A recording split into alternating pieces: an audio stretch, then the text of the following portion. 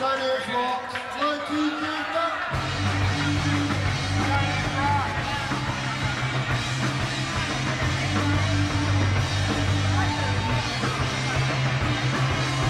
Oh, well, never mind. Very dramatic afternoon. Oh, yeah? I'm fine. Oh, I love the outfit, man. Thank you. It's great. You want to see what I got? I brought. No, this is it. This is it. All right. I don't want anything else. Can you just wear This this? is very Dee-ish. Oh, this is great, man. And This is fucking great.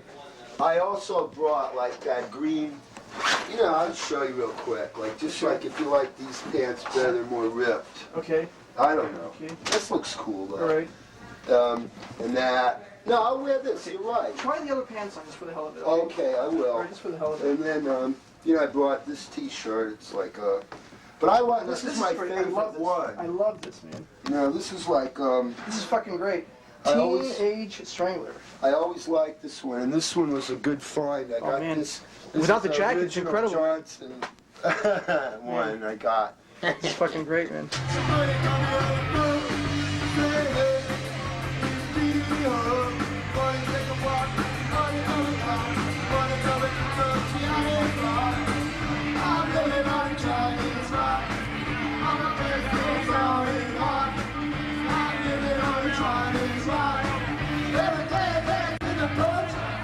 I did everything. I tried to dye my hair better. Tano? It looks good. And, you know, everything I could. Dee, Steve's gonna run out. He's gonna get coffee. You want And, anything else? yeah, if they could get, hi. Tano? Hello. How are you? Okay. I have money for if you could go to the health food store and get me like amino acid oxyquins, just like those. Oh, very good. No, vitamins. I seen this ship. Hello. He must have called it. I, I seen that. this is the only thing I got left from Bridget. I stole it from her. 'Cause she took more. Amino acid. It's more Hello, batteries. Mr. What's that? Brady. Amino acid. How you doing? Yeah. They have to be oxyquenchers. It's like an antibiotic thing. It's like, I'll write it down. Because then they'll try and sell you the amino acids, and they're the wrong ones. They have to be the So oxyquenchers. what happened to the phone? Because I'm a healthy Dee Dee. For me.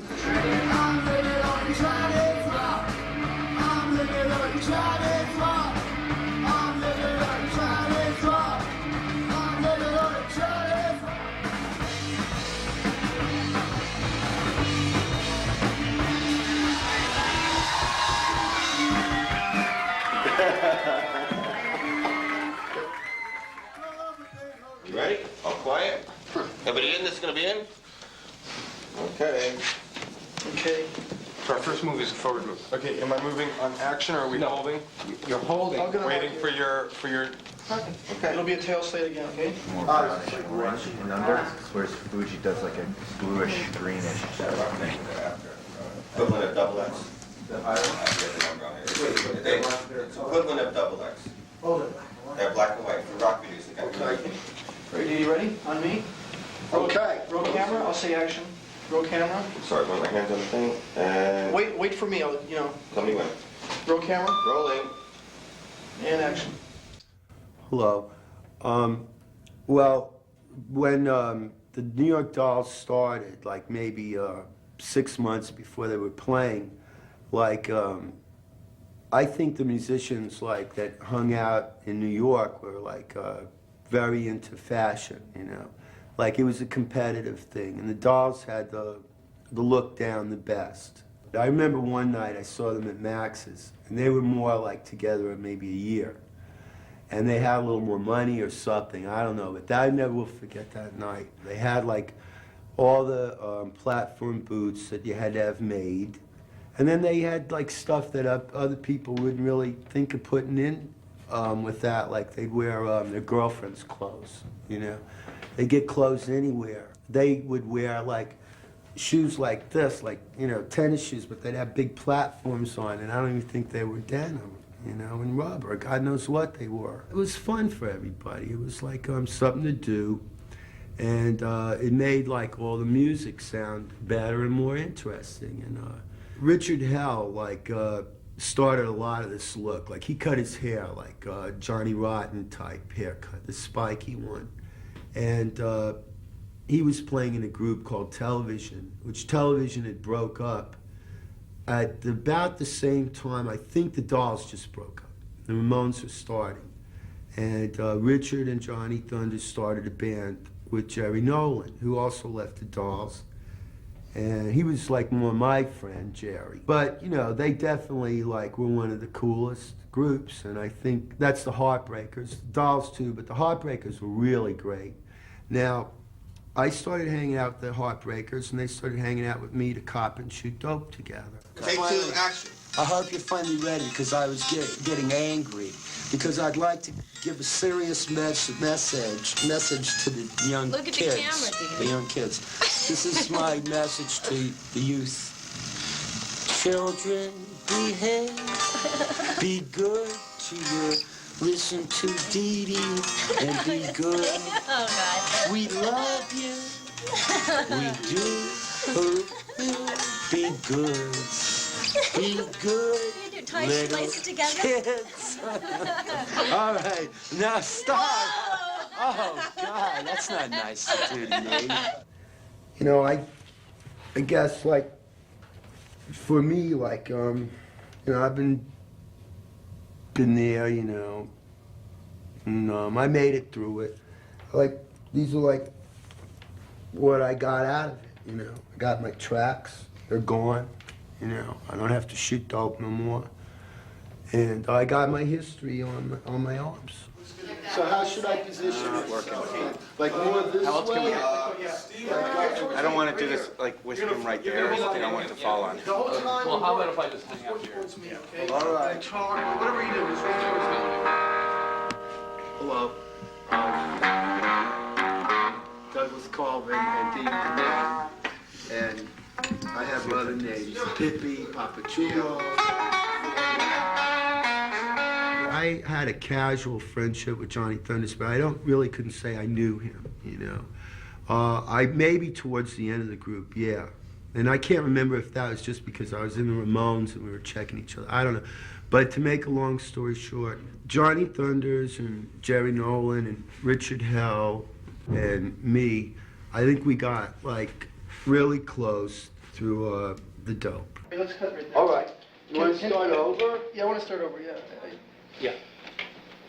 Good, that worked out. Mark good. No, it's like good, it broke my ice. The history of my tattoos, like this was the first one. I had an argument with my mother because Kessie died. That was her dog sound, and she wanted me to go bury it with her. I got really mad. She wanted to bury it in Flushing Meadow Park, and I had to go cop, and I couldn't be bothered. And anyway, we got in a big argument, and I was in London. I left like a couple of days later and went to London. I didn't see my mother anyway. I think I wanted to show off that I was going to London anyway. That's why I called her. I didn't even know about Kessie. And I was so mad at her. I went to the tattoo guy. See, this is to get this one. I wanted to get a tombstone with mother on it. And he wouldn't do it. And I don't know why, because he had every awful one you could get anyway, right? So this was it. I was in total terror. I had to wait in a long line in this little trailer, and it's either in Camden or Portobello Market, something, you know, who knows. And when I came home, Connie got really pissed off because I didn't have her name on it. And I can't win, you know. You know where you're going to start, Dee Dee? Yeah, I'm ready. Okay, take a deep breath. And quiet, everybody, and roll camera. Rolling. Action. So, you know, our thing was like party 24 hours a day, and especially on stage. And I think Thunder's got famous for being in a daze up there. And so I guess it's like, you know, we were all misery addicts, or we all wanted to create a lot of chaos so we'd have a better excuse. There was always an excuse to do dope. And a depressing show was the best excuse, you know. The show was always depressing because we brought it upon ourselves, because, you know, we didn't spend the money on clothes anymore, we spent it on smack, you know. How was that for you? Very good. Was that all right, Mark? Yes, very good. I had to fight Vera for every one of these. Finally, the psychiatrist, Dr. Yeager, I looked at him right in the eye in one of our sessions, and Vera was there, and he said, "I know what you're thinking, I'm gonna take her side." And I said, yeah, you know. So Vera got in a Mercedes and drove me down to Amityville. I got this one, which is the one I always wanted. And I don't know what she had against him. Poor thing. I love to play the guitar.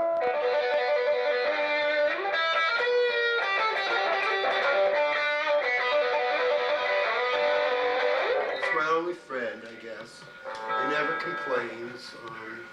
This is a Gordon Smith, and it's like a bass, so it's like got the same idea. It's easy this one's easy to keep going.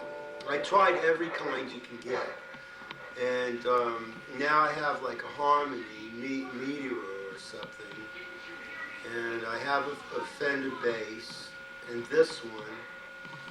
You're gonna have another harmony, it's two, another little one, and that's what I got because of my guitars. Who I was like really getting involved in, like as a friend, a total dope friendship, but it's also because I really like admired him because he was tough, was Jerry Nolan.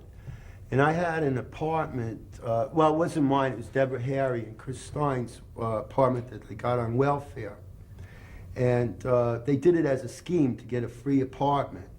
And I was living up there with Tommy Ramone, and we had a phone then, and Jerry would call like every morning, like on clockwork. Dee Dee, you want, let's go cop. And we went through some crazy scenes, like running down the Bowery and freezing, just running and running with dope in our hands, and the police stopping us because they thought we had just did a B&E, and we said no, we didn't, and then I think I would even say no, we're just going to get high, so I don't know, I didn't know why. I was always in a daze. I was so casual about everything, even though I wasn't like openly discussing it. It was very obvious what I was doing because I was always sleepy. Everyone have kids?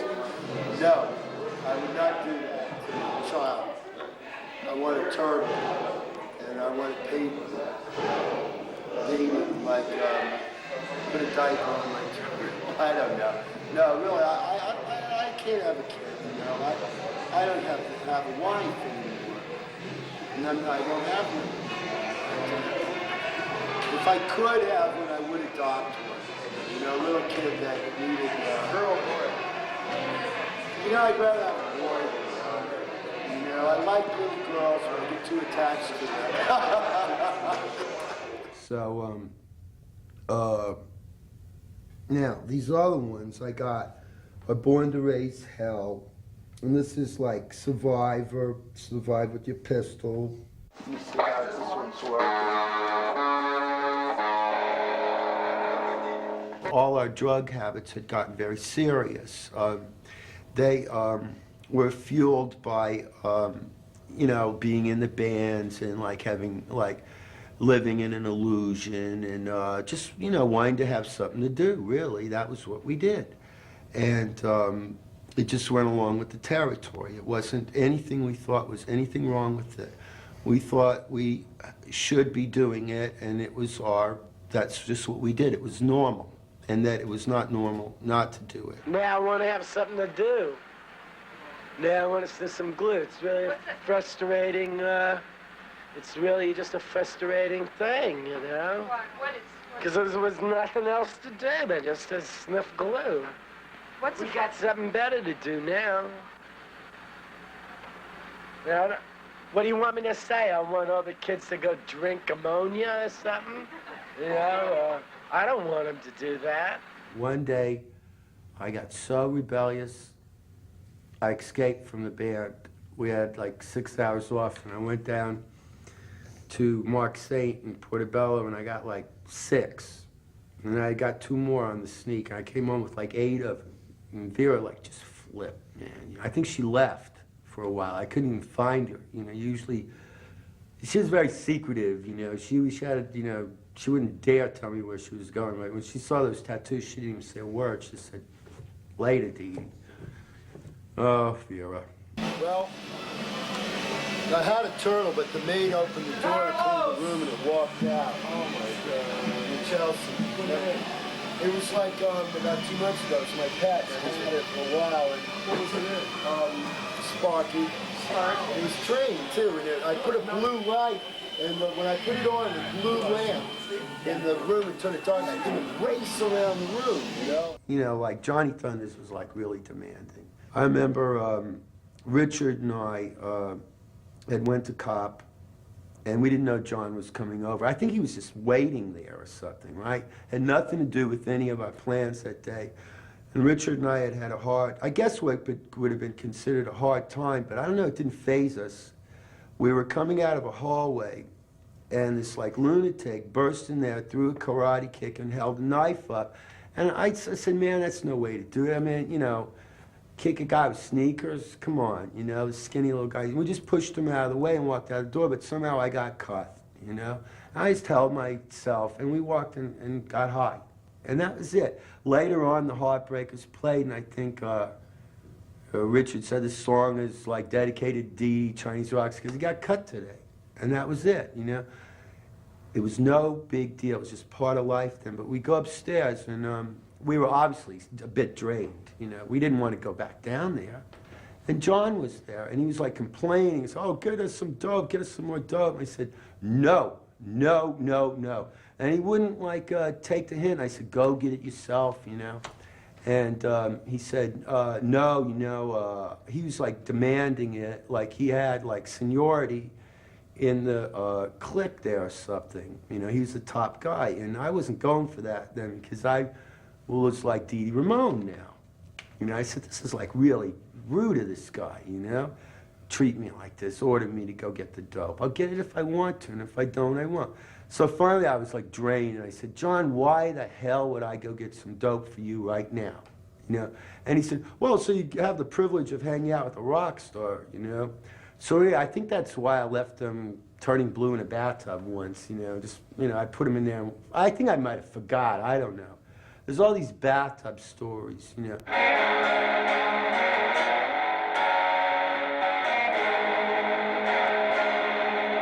I think that's something like one of his songs. This is like Too Tough to Die. I put that on there when I really wanted to live. That is his song. I can't put you on memory. Well, you know, I hope everybody remembers him. But John, I would just avoid him from then on. But he did come over to an apartment I had on 10th Street where I was living with my girlfriend. And you know, like, she turned blue too. So I just threw her in the bathtub, and I forgot about her, you know? And so we all got high, and I think all the girls really were hoping they could go out with Johnny Thunders. He was like the one they wanted, and probably her too. I got the message clear, because when all of a sudden she just like stood up out of the bathtub, her hair all like wet and, you know, frantic looking, and she said, what happened? Why did you put me in here? And on. I said, I don't know. I said, I forgot you were in here even. And she said, well, who was here? You know, and I said, oh, Jerry and John. She said, Johnny Thunders? And I said, yeah, you know. And then she said, well, how could you put me in the bathtub when he was here? I said, oh, man, I'm leaving. I'm going to cop some dope. And that was like my life. And even though I had been doing the dope for like a long, I hate to say how young I started, I didn't realize I was addicted till around that period. And Joey and I were living in a loft on 62nd Street, right by CBGB's. I remember it was freezing and all. I made Joey move in there, and then I stole his TV. And he just sat there, you know, fucking Dee Dee, you know. And I didn't, you know, admit to it. I told him I had gotten it repaired.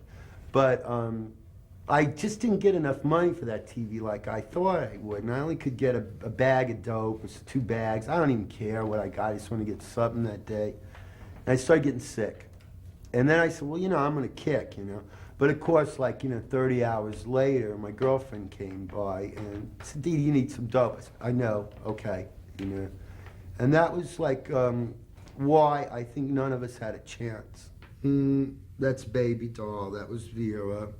And this one I had done different. Like, I just had the letters like it would have been carved on a school desk, but Then later Vera said, why don't you have it made pretty? So I did that for her. And I don't know. No, they only give us yeah, the only superstar we have is the 50. Let me just check the gate while I'm here. Yeah. Like I said, like it was party, party, party, and party on stage, you know, party off stage. And, you know, a typical, like, Heartbreakers show definitely didn't revolve around a sound check and a set list. It involved in, like, going to Cop in the afternoon and setting it up so when you got paid after the show, you had your dealer then, you could get high all night if you were lucky, you know. I had it rough because I was, like, kind of being monitored and stood up to. So I definitely want to go to a Heartbreakers gig to party, you know. I could really party then. And like a typical one would be at Max's, and all hell would have broken loose during the afternoon. You sell a guitar, you know, sell a TV, steal your girlfriend's, anything, you know, and get the dope and take an advance from the club owner. So you probably broke anyway after you got through playing to pay for all the dope. You know, like if you play like at Max's, go see the Heartbreakers there. One good thing is we all drank. So like the Tommy Dean was always good for a case of champagne, probably per person, you know. And that you could entice people up there and get them drunk and then take their dope when they were passed out and take it out of their pocket. And that, you know, that was like one of the techniques, beating people. You know, I'd go get John a few bags of dope, and of course I'd take a little out, and then put it back together, put some oatmeal in there. Well, it was the Chinese rocks, it was the brown dope. And, you know, that's how it got the name, you know, Chinese rocks, because it was brown and it was supposed to come from Mexico, which it didn't. Really, it was a cover-up, you know, a diversion technique. It was still coming from the Orient. And so, you know, the word Chinese rocks kind of became famous. You know, even though there was like all the different names for the dope, it was all called, you know, brand names for it. It was all like referred to as Chinese rocks. And it came in like a nice, like red tinfoil, very sophisticated wrapper. And on Christmas, it came in Christmas wrapping paper and things like that, you know, for the holiday, a little special treat. Mr. Brady. Yes. Excuse me, sir. Where's the bathroom here? The bathroom is right there, Dee Dee. Men's room right All there. right. There's a dressing room for you right there. Private dressing room. Come in there, this is you later. This is my dragon. I'm very identified with dragons, like being playful, and you know, and is there a lot of film in the camera? The what? Could I go on for one? Beyond the Chinese rock story? Yeah. Yeah, yeah. All right. I just. But really think of This is it. your man, you shot. Yeah. I am. All right. Yeah, I think I could maybe. We'll have to see. Okay. How it goes. Again, make that a quick story. It's a Chinese rock story. No, I think there's a lot in his heroin hysteria. Okay. involved in that. All right, you guys ready? But to write Chinese rocks, I got the idea from Richard Hell. Richard, like, was, I guess, you know, still, like, thinking about music a little. You know, for me, when I wrote, I don't know how I wrote, what made me write, you know. We were very competitive. I was very jealous of him because he had that haircut and I'd have the bowl haircut. And, you know, I think the English groups were coming out with Richard's look and it was really looking cool and I was stuck, you know. So we were competitive. Maybe it was like a silent type of secretive competition, but it was definitely there. And we were hostile to each other, but once in a while we'd talk. And one day Richard said to me, I want to write a song better than Lou Reed's Heroin. So I said, huh, you know, I just went home and wrote Chinese Rocks. And I don't remember, oh yeah, I did play it for Johnny Ramone. He said, no way, you know, we're not doing that song, it's about dope. I said, John, we sing about everything else. You know, we sing about sniffing glue. And he said, well, we don't sniff glue anymore. I said, well, how do you know? You know, I don't know what you're doing. You don't know what I'm doing. You know, we don't hang out. And he said, well, look, we're not doing the song. It sounds like Commando or something. And I didn't know it did. So Jerry by then, I think Debbie had thrown me out of her apartment because I had like pissed in the hallway because I was drunk and couldn't find my keys. And then my girlfriend was very dysfunctional and came up the stairs and was yelling at me. And there was a big commotion and someone ran out of the apartment. And I think she hit him or something, you know. She probably had a horseshoe in her purse. I don't know what, you know. She always had some weapon on her, you know. I got this couple scars to prove it. And, you know, so I had to move out of that apartment after that one night. And I was back on 10th Street with that other girl that had, that I think Johnny Thunders pushed her in the bathtub. I don't remember. It was her fault and his fault, not mine. And I was living there, you know, and Jerry came over there to cop, you know, with me. And it was real convenient because it was right on 10th Street where we used to go. And I started playing him the song, you know, and he liked it. And that was the last I heard of it until I think they started doing it. I think the way it changed was like, from what I can remember, is like Richard wrote, it should have been rich. I'm just digging a Chinese ditch. That's it, you know. This one's called Chinese Rock. 1, 2, 3.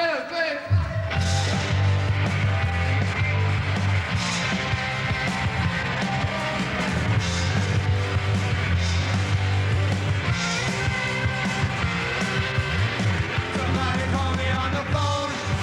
Hey, is Dee Dee home? Do you want to take a walk? Do you want to go and cop? Do you want to go suck some Chinese cock? I'm living on a Chinese rock. All my best things are in hot. I'm living on a Chinese rock. Everything is in the bunch of it. And this one, Valerie Myers did on me. She's like an artist. She lives in the Chelsea Hotel.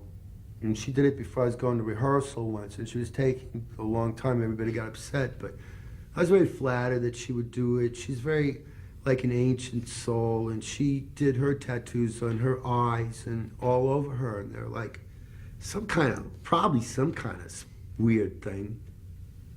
Knowing Val, you know, they must mean something. Well, about Chinese rocks now. So because of that song, a lot of aggravation and hatred started. I started like really getting aggravated with Thunders. Later about it though. At first I was like flattered that they did the song, and I did give it to them and I wanted them to do it. But when it came out on that record, it said Jerry Nolan and Richard Hell and Johnny Thunders and Dee Dee Ramone. I said, wait a minute. And it still didn't bother me because I didn't really know any better, but Johnny Ramone got on my case about it and said, how did you let this happen? I said, what are you talking about? I said, you told me you didn't want the song, that it was like disgusting to sing about smack. And I said, I know it is, and I agree with you. And I said, that's why we're not doing it. And I said, who cares who does it? But of course, you know, I was just faking it. You know, after he said that, I said, oh man, you know, this is like a jip, because it had nothing to do with money. It was like prestige. You know, it kind of like became prestige to do that song. The Ramones never felt it. You know, when they recorded it with Phil Spector, and it came. Well, actually, I don't even know what happened on that album, because I went to the studio one day and they said, well, John, you know, John's just stepped out for a minute. I got a call, or someone got a call like 10 minutes later, and John said, I'm going to the airport now. I'll see you guys. So like Mark and I sat there in a daze, and then like 2 hours later, we snuck away too, and we went back to New York, and somehow the song was on the record later. But when it came out in England, you know, I was happy about it, you know. I had no concept of royalties or anything, and I think I was the only lucky one who got mine anyway. The other guys had a hard way to go. And but later on, that Johnny Thunders autobiography came out, and he said in there, instead of saying anything about me writing it, he said everybody in New York said they wrote the song. And I said, oh man, I'd like to kill this guy, you know. I really hate him now, you know. And he was really annoying, And I was running from everybody. I ran from Sid at 78. I was trying to give up dope. It was just too hard because I had to work every night and I couldn't get it, and I had to always be, I just couldn't deal with it anymore, you know. I didn't even really know it was wrong. I just was uncomfortable. But, you know, I was upset that John said that and didn't give me credit, but it was like typical of him, you know. That's the way he was. You know? I should have accepted it, but I started doing what Richard Hell did. You know, I would just distance myself from everyone. You know, and John was uncomfortable with me, and you know, we'd see each other on and off, maybe in England or somewhere. Like I saw him in 1976, crazy party. You know, in July there in London. I don't want to get into that. It was like insanity. You know. Poof. Chinese rock style.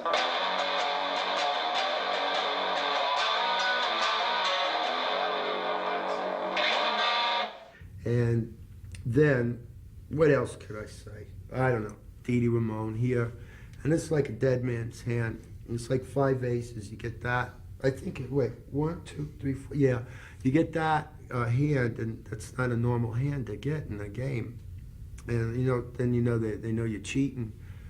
And you get killed for that. In the old days, I guess, wherever they had those like gambling places, God only knows where they are now, on 14th Street. My girlfriend's crying in the shower stall. Sad as a bitch, I should have been rich, but I'm just digging a Chinese ditch. I'm living on a Chinese rock. All my best things are in rock. I'm living on a Chinese rock. Everything is in the pawn shop. I'm living on a Chinese rock. I'm living on a Chinese rock. I'm living on a Chinese rock. I love it on a Chinese rock. I'm living on a Chinese rock. I'm living on a Chinese rock. All right. You looking for some rocks? I've never heard of that. All right. When it comes to dope. Yeah, all right. All right. The lyrics of the song, basically tell the whole, daily life of someone like me or anyone that was in that scene in New York then. It's basically, you know, you want to go get some Chinese rock, and then you say, well, everything is in the pawn shop because that was the way you got it, or you had a go-go dancer girlfriend and that stuff, you know, and then she'd come in to give you the money, and you'd get it for her and you. Or your pals would give you money and you'd rip them off and all. And I guess that's where John learned that stuff. Uh-oh. But, so, you know, then the part about my girlfriend's crying in the shower stall, that was about Connie. She used to just go in the loft in the shower stall and cry, you know, and about the whole thing. And then she'd you know, flip a little. Eventually, I got Joey's TV back somehow. And I remember she started flipping, and this is right around the time I had just written Chinese Rocks. No, I was getting the idea from it about her breakdowns. And she just didn't know what to do to upset everyone that day. So she took Joey's TV and said, I'm going to smash this and throw it out the window and everything. And I said, oh, man, do what you want, you know. And Joey just didn't say a word. He was just disgusted. He wanted to watch his TV already, and he was, fed up. And so then she realized I didn't care about the TV, so she pulled out a butcher knife out of her purse. And so I just, somehow I got lucky that day. By a miracle, I just reached over here, and there's a broom. I don't know where that, and I just, smacked it out of her hand somehow, and I booked. You know, I ran down those stairs with my dear life, and I went to go cop. I thought I'd make her happy, and I got stabbed that day. I came home all bloody, and then we made up, you know, because we had a perfect excuse to do more dope, And she came home that night with $600. Uh-oh. So, you know, we went down to like where Johnny and Richard and, you know, and Jerry and I would probably usually get off at Richard Hell's house and stuff. And we copped like some bundles, which I hadn't gotten since before the French Connection when they were only $24. They were $2 each, the bags. And I think you could make, there was like somehow 3 extras, so you could make, you know, $6 out of it. If you, but everybody'd sell them for $3 to the squares, because it was hard to comp, you know. It was like risky. And, you know, this goes on and on, all these like crazy dope stories. I can go into one after the other, you know. Okay, I'll show you what's happened to me after all these years in the music business.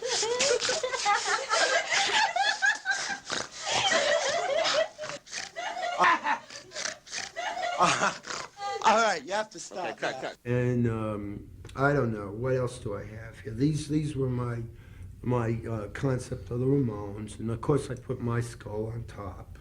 Wasn't the case, but it was my illusion. And this one I put Born to Win. And hello everybody. I'm Dee Dee Katie,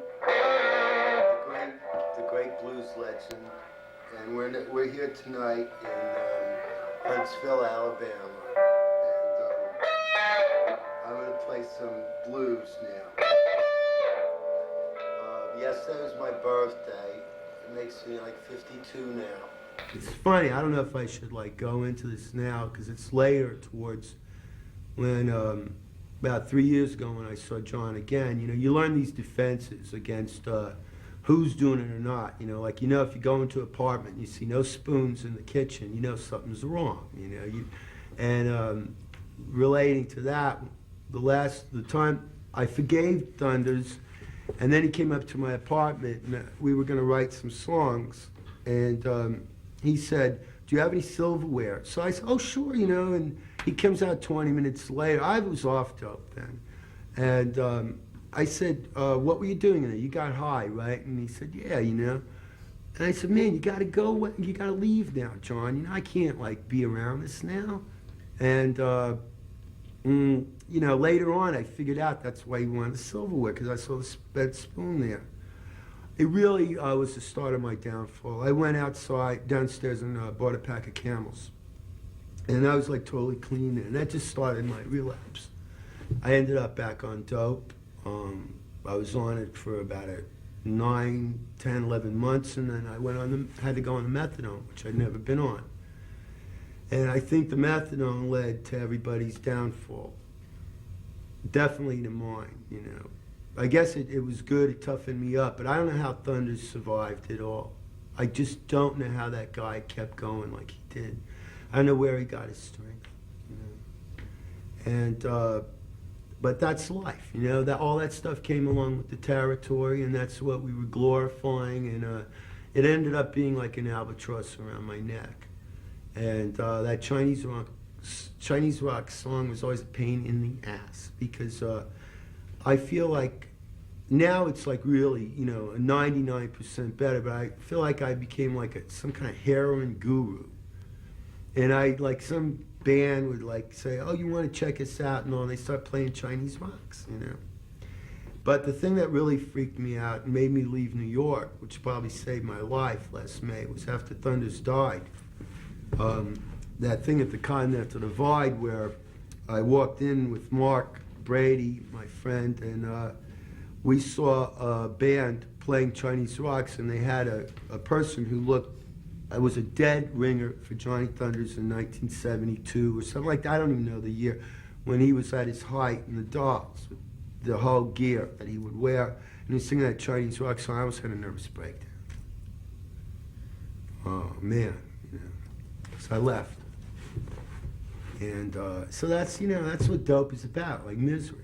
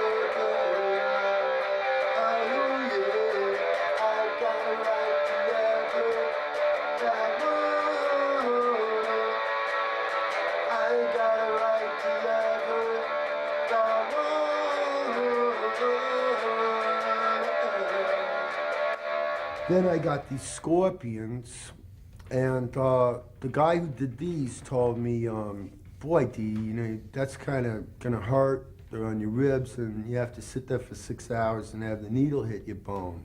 And I was like really worried, you know. So out of spite, I went there and I didn't flinch. I sat there for 6 hours and I just sat there. And like, I think he always tells that story. He says, you know, Dee Dee came in here and, well, what else was I going to cry about it, you know?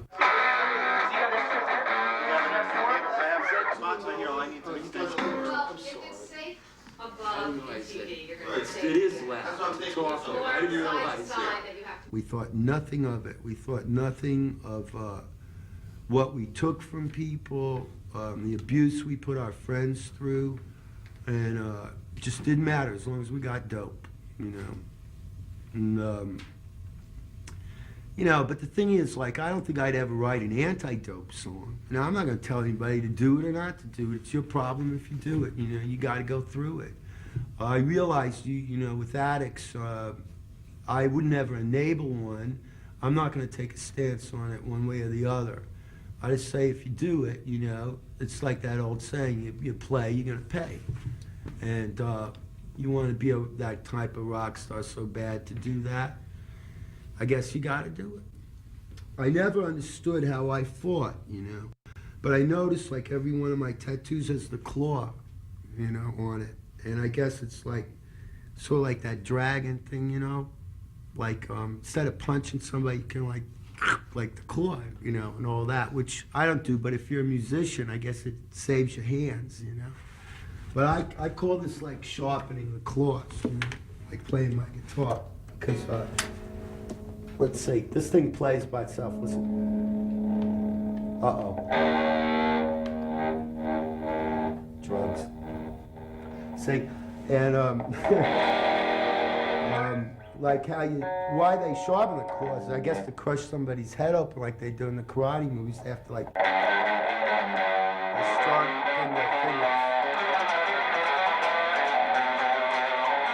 I'm going to call you. See, now that's how I have fun now. I like to play this guitar. I call this one Douglas, not John. Because of Johnny Ramone, because he just don't like to play. You know? You want me to make us some bacon and eggs? All right. We don't know what exactly went wrong in our lives, but everybody has been totally misbehaved and should be put in prison. Especially a few, and I like to not even mention their names. It's been so awful. I'm just going to make breakfast now and hope that Landau, the cat here, can stay level. He doesn't run off tonight in the cat club. You understand, Landau? No more. You wouldn't talk to the cats on the street like you just talked to me. And I don't appreciate it. No more fancy fees. That's it. No more marijuana. You're getting catnip. You're too crazy. Look at you, skin and bones. You stay in one night. All right. I know you won't listen. You're just going to wait till I go to sleep and see that. I think in 1988 or something like that, I left the Ramones. And I saw John again. And it wasn't really so bad, even though that he got off in my bathroom, the usual, you know, all the silverware was gone. You know, I kind of got an inkling that it might have started a relapse, which would have probably happened anyway. But something about that really set me off, you know. And I started, you know, really realizing I could never be around Thunders again. Okay. So now we go into the Paris story. Okay? You get some surprises on that story. You know, this is the end, you know what I mean? So I need some headings there. You put the guitar away, okay? Okay. There's no continuity there. I like to play. Yeah. I have every time. That's all I like to do, just sit in the room and play this thing. About, you know, maybe 6 months or so after I left the Ramones, I got a call from Paris from Steve Bators. And he said, you want to come over and play in a band with some guy, Chris, from the Godfathers, and on guitar, and a guy, Vom, on drums, and Steve singing me on bass. And during the course of the conversation, he said, "John said you want to say hello to him." And I was very firm and very direct to the point. I said, "I cannot talk to John," and I didn't really know the situation. I didn't know that he crashed at their place, at Bader's and Carol's house. And because before a year before that, Stiv had like totally negative things to say about Thunders. So, I was shocked that Stiv had him at his house and all, but I made it clear to him, we did end the discussion on the phone, and we had a lot of others, that I would go to Paris with my ex-girlfriend Laura, and my ex-management company thought it was a good idea. And but it was all out in the open that I would not go to play with Johnny Thunders, or I would not even go in the house if he was there. So, I end up in Paris. Stiv and Carol pick me and Laura up at the airport. We drive over to the house, and he's sitting there, all depressed, total misery addict. And my heart went out to him. I mean, he was just so sad, And I was shocked, I hadn't realized how bad you could end up. I guess I had it really good, and I was really well taken care of. And these guys, really, were in bad shape. Like, Stiv started telling me right away, "Let's all go to sleep now, because we want to get on a day schedule so we can feel not depressed and walk around the daytime." And he said we should take some sleeping pills so we'll get a good sleep. Well, I gave all mine to Laura. She had learned probably from Vera what to do, and Vera gave her told her the tricks how to handle Dee Dee, and I was cooperating, and I gave her everything, and nobody ever got up anymore. And then all the craziness started, There's really serious evil vibes in this place. And Stiv Baders is a very psychic person, and he was very in touch with, I guess, the spirit world. He was I don't know if this is true what I'm saying, but he made suggestions of satanic messages being sent there. And I asked him about the constant cold in the place, and he said that was the sign of it, that the devil was in the house. And I sure believed it, and I know he was there. If such a thing could happen, then it definitely happened then.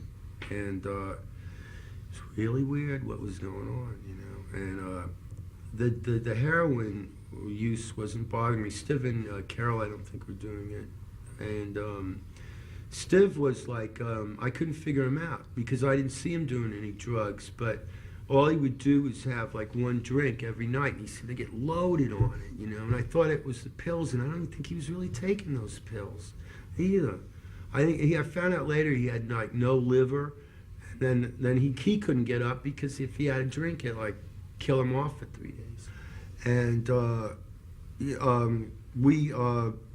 Laura and I, Laura was really worried because, and then she was losing it too because everything was being stolen, and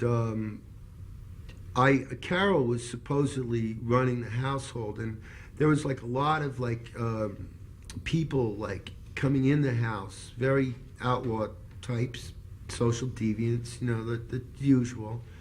And we were thinking that they might always took everything. And I had no money, and I had bought, spent my last dime to get there on top of everything else. I bought Laura a expensive watch at the airport. And that was gone. She was pissed, And we asked Carol, what happened. She said, well, the maid took it. I said, why don't you ask the maid where it is, and all. No help on anything. Just she was obviously in love with Johnny Thunders, and Stiv was taking the brunt of it. And that, just fueled everything insaner. And it kind of came, I know I'm leaving out a lot here. Maybe I better too,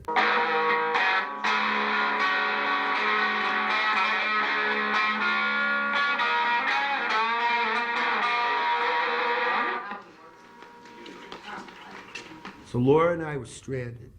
We could not use the phone. We did not know how to get around. We tried to escape.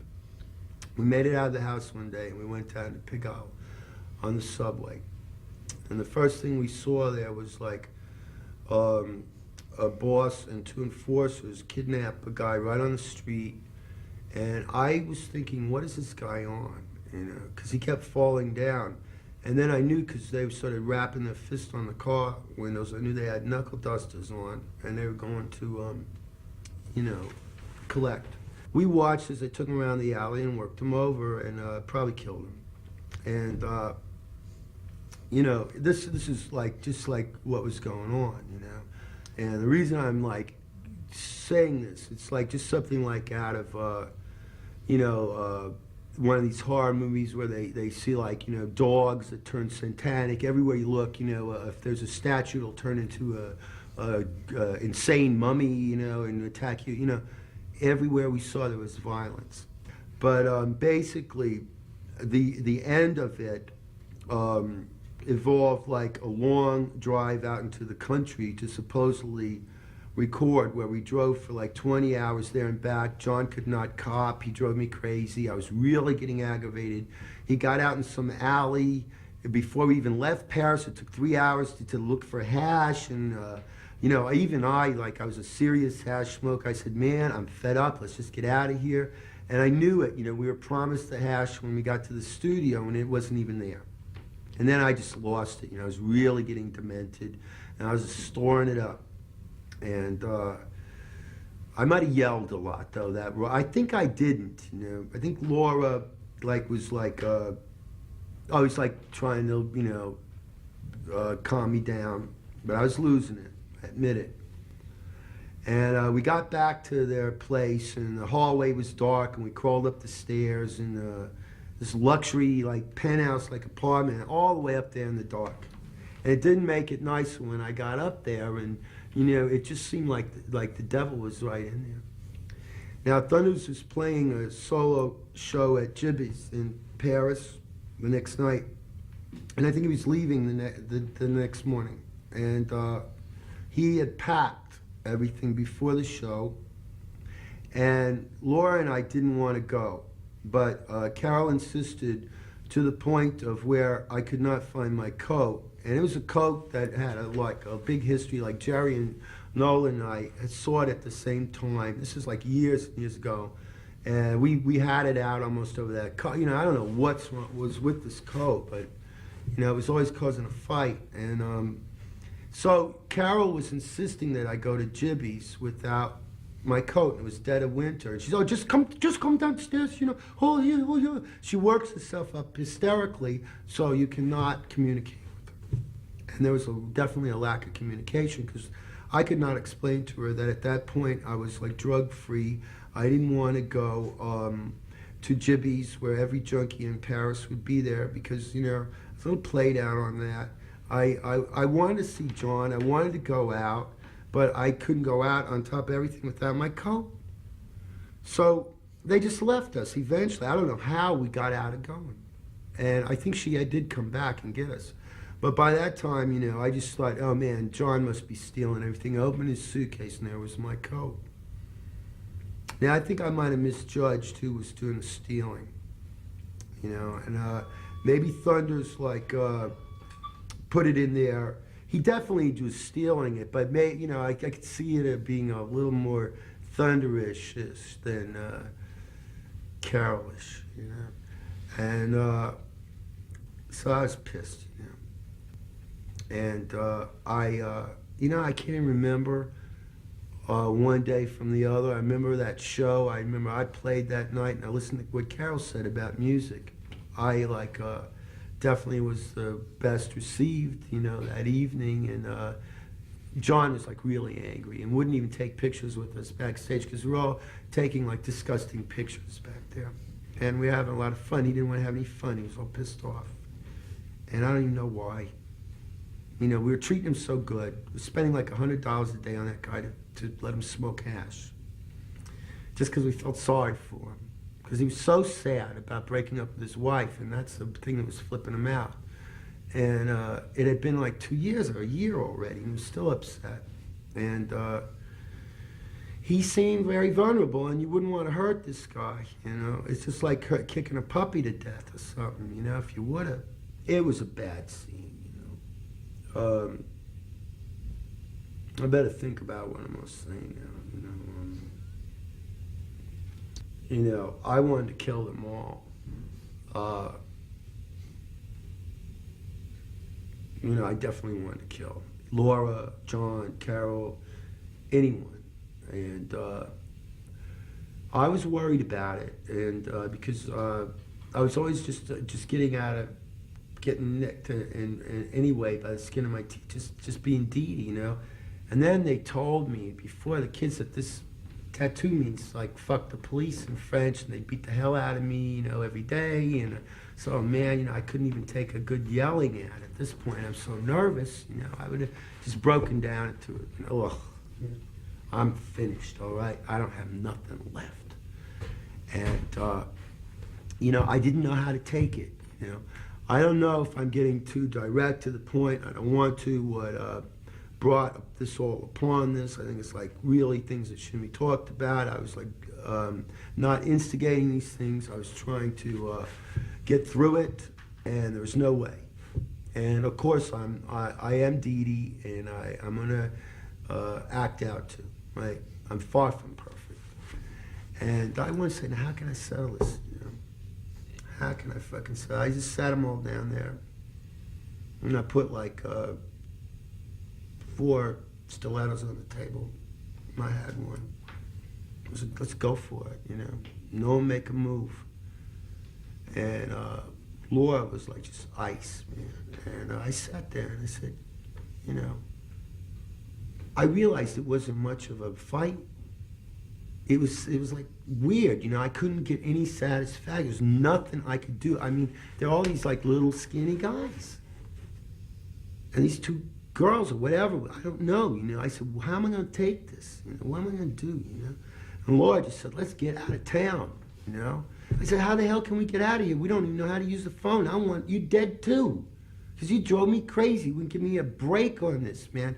I said, fuck the watch. Fuck all of it, I said, I've like had it, I just don't give a damn. But you got this like respect thing with your girlfriend on. I know she was right, I think she was right. It was like street justice, And that's the only kind we knew. And so, we settled it a different way, which I'm not going to get into. And I don't know how I've survived it. I've had to go through the extreme. I came back from Paris with the heroin habit again. It kicked my ass at my age. I was very broken down.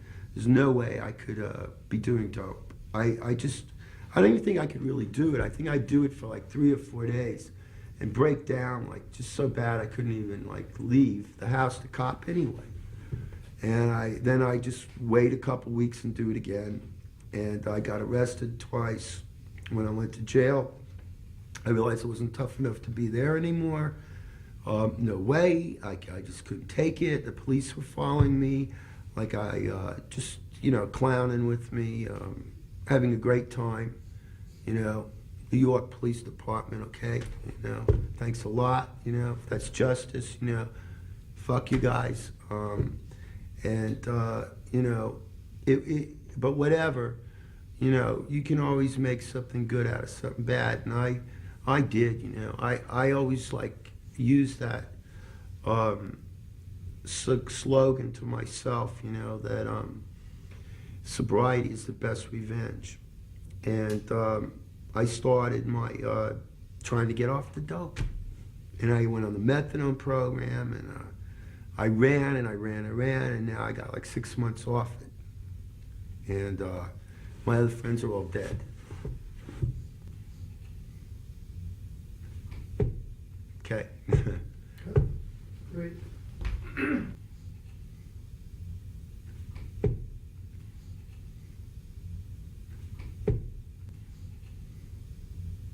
No, you can't change these. They're permanent, and it's like if you want to be outlaw forever, then go get them. If you don't, I don't know. I think some of the real, some people I've seen, they don't get them over to here. Then they have a shirt on it. But I don't know. I think if you got it, then do it. Definitely you can't get one tattoo. You know, you're gonna have to get another one. This is like shooting dope. It's probably why I got him. You know, one extreme to the other. I don't think I'm gonna get any more though. Probably though. Okay. Okay, great.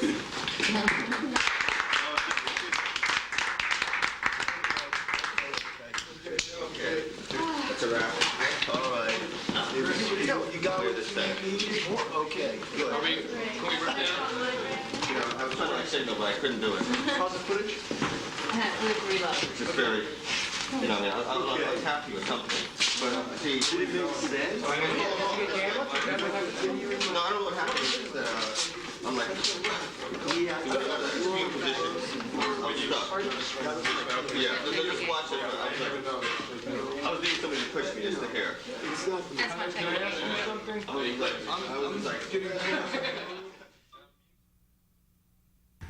I don't bother with that stuff. I'll be myself. You know, I do what I want to do. I figure like that Alfred E. Newman stuff, what me worry at this point? Are you kidding? As long as I don't have a smack habit and don't have to drink, that's my business. Uh-oh. So, you know, I don't go by what your parents or what anybody in authority would be telling you to do. You know, me, I believe in like outlaw. You know, it's like pretty much says it all. And one thing I liked about John is I think he felt like outlaw too, because you could tell like from a lot of his later day gear he was wearing. He's wearing like hideout technique things, so because he knew he's against the law, and he would wear like those Arab type headdresses that cover his face and just peek his eyes out. You know, that's a little sneaky, because then if he ever did do something bad, he could say, "Well, how do you know it was me?" You know, I mean, you know, you didn't see me, right? I had a long raincoat on and my face was covered. And you couldn't see my hair or nothing except my eyes. And that's a laugh to me. You know, I think that's the right way to go. More like a Maoist type society now, you know, where, you know, it's like a different kind of revolution now than I had. I don't know if you can be yourself. You need to be on a team running a gang.